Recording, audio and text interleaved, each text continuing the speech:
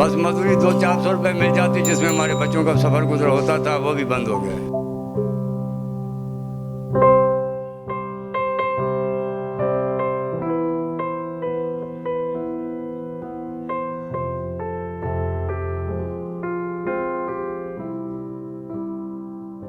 बेरोज़गार हैं, हमारे बच्चे भूखे हैं, हमें कोई कारोबार कोई और हमारी नौकरी नहीं, हमारे मकान भी बरसात में गिर गए हैं। हमारी मदद करने के लिए यहाँ कोई भी नहीं आया है, हमें कोई भी पूछता नहीं है। यहाँ मजदूरी पे जाते हैं, कोई नहीं रखता हमारे को।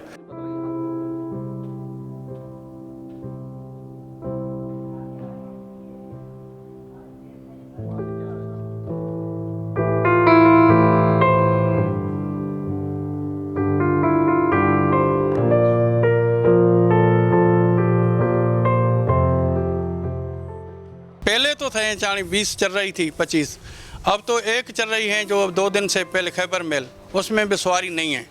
अगर सवारी होती तो फिर भी हमारा सफ़र गुजर हो जाए ना। कहाँ जाएँ थे चाणी, कौन सी थे चाणी, हम मुसीबत में फंस गए हैं।